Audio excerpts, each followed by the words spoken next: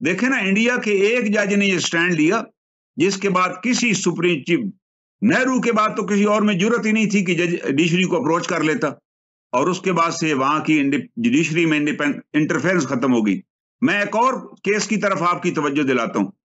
दिल्ली में नई नई इंडिया की हाई कोर्ट बनी थी, इंडिया का आइन बन गया, और डॉक्टर अंबेडकर थे उनके आइन के बनाने वाले। मैं उनके बारे में बताऊं, वो अछूत थे, अनटचेबल, नीची जात के बंदे।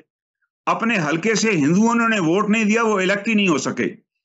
तो जो मुसलमान थे बंगाल के, उन्होंने कहा जी आपको हम अपने हल्के से खड़े करेंगे। मुसलमानों के हल्के से खड़े हुए और वो इलेक्ट हो गए, डॉक्टर अंबेडकर। वो हिंदुस्तान के आईनी माहिर थे, हिंदुस्तान का आइन उन्होंने बनाया था नेहरू की कंसल्टेशन के बाद। उस आइन के अंदर उन्होंने ये लिख दिया कि एवरी सिटीजन, आइन का आर्टिकल है 226 इंडियन आइन का, कि आर्टिकल 226 के तहत हर इंडियन शहरी हाई कोर्ट में जा सकता है अपने बुनियादी हकूक को पर अमल दरामद के लिए। कोई गवर्नमेंट का अफसर अगर उसकी बात नहीं मान रहा, उसके काम में रुकावट है, तो वो जा सकता है, कह सकता है कि इस अफसर को कहा जाए कि इस पर अमल करे, इंडिया में। और हमारे यहाँ क्या हुआ, हमारे यहाँ जब मौलवी तमीजुद्दीन साहब वाली पार्लियामेंट थी, उसके अंदर जब 53 में ये चीज आई कि हमारे यहाँ भी रिट इशू कर सकते हैं, उससे पहले हमारे यहाँ तो रिट इशू नहीं होती थी, तो हमारी असेंबली तोड़ दी गई। हमारी ब्यूरोक्रेसी इतनी ताकतवर थी, वजह की ब्यूरोक्रेसी का चीफ जो था गुलाम मोहम्मद, हुआ the bureaucrat, he was sitting there, उसने कहा ये जजेस हमें इशू करेंगे रिट कि हम ये करें, हु आर दे, उन्हें असेंबली तोड़वा दी। इंडिया में ये 48 में उनको राइट मिल गया था, जिसका नतीजा निकला कि हर आदमी हाई कोर्ट में जा सकता था। तो इंडिया में ये हुआ कि हवालदार थे इंडियन आर्मी के, जिनको प्रमोट नहीं किया गया। आर्मी में हवालदार को यूनिट की प्रमोशन कमेटी होती है, जिसका सरबराह कर्नल होता है, वो प्रमोट करता है। वो प्रमोट नहीं हुआ, उसने आर्मी चीफ को एक लेटर लिख दिया कि जी मुझे प्रमोट नहीं किया गया, जबकि मैं मेरिट पे नंबर 1 हूं। तो दिल्ली की हाई कोर्ट ने इसी आर्टिकल 226 के तहत आर्मी चीफ को नोटिस दे दिया कि 15 दिन के अंदर पेश होकर बताएं इस हवालदार को क्यों नहीं प्रमोट किया गया, जबकि इसका सर्विस रिकॉर्ड भी साथ लगा हुआ। तो 15 दिन के बाद वजारत दिफा का अफसर पेश हुआ, उसने कहा जनाब इस हवालदार को कंसिडर करने के बाद प्रमोट कर दिया गया, here is the promotion letter, writ was disposed of. उस एक रिट से पूरी आर्मी के अंदर एक पैगाम चला गया कि आर्मी चीफ के खिलाफ रिट दायर हो सकती है, और कोई भी आदमी रिट दायर कर सकता है। ये एक बहुत बड़ा दायर हो मैसेज था। सकती है, मगर वो कोर्ट में आके अपीयर नहीं ना हो सकते। जैसे अब भी जनरल फैज का अगर नहीं, असल में कोई भी ऑर्डर होता है ना, एक अदलिया ये नहीं चाहती, ये मैं आपको बताऊं, अदलिया का मकसद ये नहीं होता किसी को बुला के खड़ा कर लेना। अदलिया अपना ऑर्डर भेज दिया कि ये अमल दरामद नहीं हुआ, अगर अमल दरामद नहीं हुआ तो इसकी फलां कंपीटेंट अथॉरिटी आकर जवाब जमा कराए। उन्होंने कहा जी आपके ऑर्डर पर अमल दरामद हो गया, ही हैज बीन प्रमोटेड। इसके बाद एक और ब्रिगेडियर साहब आए, उन्होंने कहा जी मैं और एक और ब्रिगेडियर, हम दोनों प्रमोशन बोर्ड में थे। वो ब्रिगेडियर साहब, उनको मेरे साथ कंपेयर ही नहीं किया जा सकता, मैंने बड़ी आला क्वालिटी के कोर्सेज किए हुए हैं और मेरिट भी मैं हाई हूं, मुझे प्रमोट नहीं किया गया, उसको मेजर जनरल बना दिया गया। दिल्ली की हाई कोर्ट ने रिकॉर्ड तलब कर लिया आर्मी से कि आप रिकॉर्ड लेकर आ जाएं, और रिकॉर्ड देखने के बाद उन्होंने स्नब किया। उन्होंने कहा आपके यहाँ तो प्रमोशन का क्राइटेरिया नहीं है, आप तो मर्जी से लोगों को प्रमोट कर रहे हैं। और उसमें उन्होंने ये ऑर्डर दे दिया कि वो जो मेजर जनरल बने थे ना, उनको डिमोट करके ब्रिगेडियर बना दिया उन्होंने। और उन्होंने ऑर्डर दिया कि इस ब्रिगेडियर को अगले बोर्ड में कंसिडर करें, देखें कि ये मेरिट पे आते हैं तो करें, और उसके बाद उन्होंने कहा रिवाइज करके हमें अपना प्रमोशन क्राइटेरिया हाई कोर्ट में को सबमिट करें, we will give the approval. आपने तो कुछ भी नहीं किया हुआ, आप वहां बैठ के जीएसक्यू के अंदर लोगों को खुद ही प्रमोट कर रहे हैं। ये जब चीज हो गई तो उनकी आर्मी के अंदर भी एक मेरिट आ गया, उनको पता लग गया कि अगर मैं प्रमोट नहीं हुआ तो मेरे पास अपॉर्चुनिटी है to knock the door of the high court.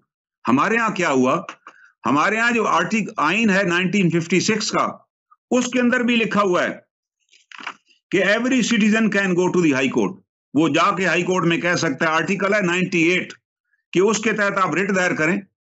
अब इस आइन के अयूब खान इसी वजह से खिलाफ था कि इसके अंदर तो यार आर्मी के बंदे भी चले जाएंगे, और इंडिया को देख रहे थे कि वहां तो आर्मी चीफ के फैसले को भी चैलेंज कर लिया जाता है। उन्होंने कहा मैं तो अफोर्ड ही नहीं कर सकता, उन्हें आइन ही डिसॉल्व कर दिया, आइन तोड़ डाला, जिसके तहत हलफ उठाया हुआ था कि इस आइन को मैं प्रोटेक्ट करूंगा। और उसके बाद जब उनसे मुतालबा किया लोगों ने कि जनाब आप 1958 में आइन उन्होंने तोड़ा, लोगों ने मुतालबा किया जनाब इतना अरसा बीत गया और ये सरजमीन बे आइन है, इसका कोई आइन ही नहीं है, खुदारा आइन बनाइए।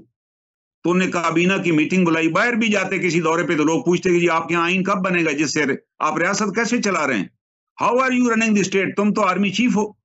तो उन्हें फिर काबीना की मीटिंग बुलाई, वो रिपोर्टेड है मीटिंग। उस मीटिंग में जुल्फकार अली भुट्टो साहब भी थे, उसके अंदर जस्टिस मुनीर भी थे। तो अयूब खान ने कहा कि मुझे दो मसले पेश आते हैं अगर मैं आइन बनाऊंगा। एक काम तो ये होगा जब आइन आ जाएगा तो आई में भी इलेक्टेड एज दी, उन्होंने कहा हम आपको प्रेसिडेंट इलेक्ट कर लेंगे। उन्होंने कहा जब मैं प्रेसिडेंट बन जाऊंगा तो मेरी वर्दी उतर जाएगी, और अगर वर्दी उतर गई तो इन कोर कमांडर्स को मैं कंट्रोल कैसे करूंगा, मैं तो वर्दी के जोर पे कंट्रोल करता हूं। और दूसरी बात उन्होंने ये की कि ये अगर आइन बहाल हो गया तो हर आदमी हाई कोर्ट में पहुंचा होगा मेरे खिलाफ, मेरे फैसले फौजी चैलेंज करेंगे। उन्हें तो जस्टिस मुनीर साहब ने उन्हें कहा ये दोनों मसले हम आपका हल कर देते हैं। भुट्टो साहब भी मौजूद थे। उन्होंने कहा एक तो ये करेंगे कि पार्लियामेंट एक रेजोल्यूशन पास करेगी या काबीना रेजोल्यूशन पास कर लेगी, पार्लियामेंट तो थी नहीं, और काबीना रेजोल्यूशन में ये तय कर लेगी कि आपकी बड़ी खिदमात हैं, आपने तो आइन को भी काबिले इस्तेमाल नहीं समझा, हम आपको फील्ड मार्शल बनाते हैं। बहुत बड़ी फतह आपने की ना मुल्क के अंदर, और आप जब फील्ड मार्शल बन जाएंगे तो field marshal do not retire, और आप फील्ड मार्शल बनेंगे तो फील्ड मार्शल की वर्दी पहने सारी जिंदगी, आपको वर्दी आपकी उतरेगी नहीं, जब भी फंक्शन हो पॉइंट वर्दी पहन के फिरते रहे। उनको आइडिया बड़ा पसंद है। और दूसरा, उन्हें आइन के अंदर ही हम लिख देंगे कि कोई फौजी जो है हाई कोर्ट की तरफ जा नहीं सकता, हाई कोर्ट में अपनी किसी चीज को चैलेंज नहीं कर सकता।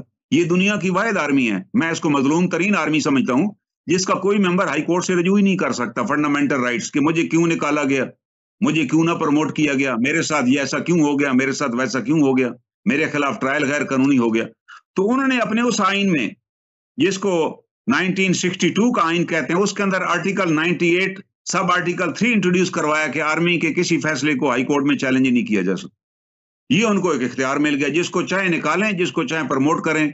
और इस तरह उन्होंने फौज के इंटरनल स्ट्रक्चर को भी तबाह बर्बाद करके रख दिया। अब ये हुआ कि भुट्टो साहब बन गए प्राइम मिनिस्टर और पिछला आइन खत्म हो गया, अब 73 में आइन बनना था।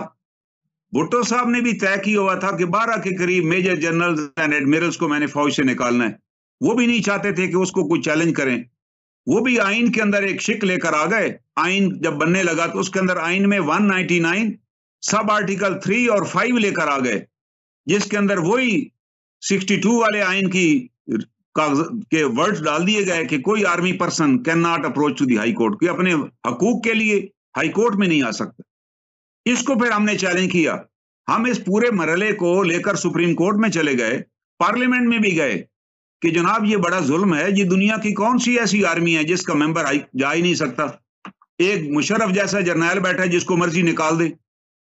अयूब खान ने कितने कीमती तरीन लोग निकाल के फारग कर दिए। अयूब खान ने इतने लोग निकाले। अयूब खान ने एक पॉलिसी बनाई कि जिस आदमी को प्रमोट किया जाए वो टेम्परेरी प्रमोशन उसको दी जाए। लिखा होता था टेम्परेरीली प्रमोटेड। मैं भी ये फौज में पहली दफा प्रमोट हुआ और हमारा एक ही ऑर्डर था, MS ब्रांच से आया, उसकी कापियां आई। आसफ नवाज जंजुआ साहब मेजर जनरल बने और मैं कैप्टन बना। और MS से जो लेटर आए, 2 ही लेटर आए PMA में, उनके ऊपर लिखा हुआ था temporarily promoted to major general, और मेरे साथ लिखा हुआ था temporarily promoted to the captain. और ये अयूब खान ने पॉलिसी बनाई कि हर आदमी को टेम्परेरीली प्रमोट किया जाए, और अगर उसकी पहली ACR खराब हो जाए तो उसको सीधा घर भेज दिया जाए, नीचे ना भेजा जाए। उन्होंने इतने लोग, उस स्कीम का उन्होंने नाम रखा एक्स स्कीम। इस एक्स स्कीम के तहत तमाम अफसर जिनको अनडिजायरेबल करार दिया अयूब खान ने, उनको घर भेज दिया गया। और आर्मी में इतनी शॉर्टेज हो गई कि पाकिस्तान मिलिट्री एकेडमी भी उस शॉर्टेज को पूरा न कर सकी, तो उनको OTS अफसर ट्रेनिंग स्कूल बनाना पड़ा कि इस तरह करके अफसर तो पूरे करो। उन्होंने कहा जी अफसर ही कोई नहीं, आपने इतने अफसर रिटायर किए। जो अफसर भी डिसएग्री करता, जो अफसर भी सजेशन देता, जो अफसर भी कोई भी अपना बताता कि ऐसे नहीं ऐसे होना चाहिए, वो उसी वक्त COs का रिपोर्ट लिखता। उनको ऑर्डर था कि भाई जो डिसएग्री करे घर भेजो, घर भेज दी। वो ये एक बहुत बड़ा सेटबैक आर्मी को पहुंचा, जिसका नतीजा कि को खुशामदी किस्म के लोग आ गए, जिनको ये बताया गया कि भाई जो भी ऑर्डर मिले कहो बस ठीक है सर, आपका ऑर्डर माना जाएगा, और ऑर्डर मानते चले गए। और फिर उसका नतीजा कि आज हम इस स्टेज पर आकर पहुंच गए।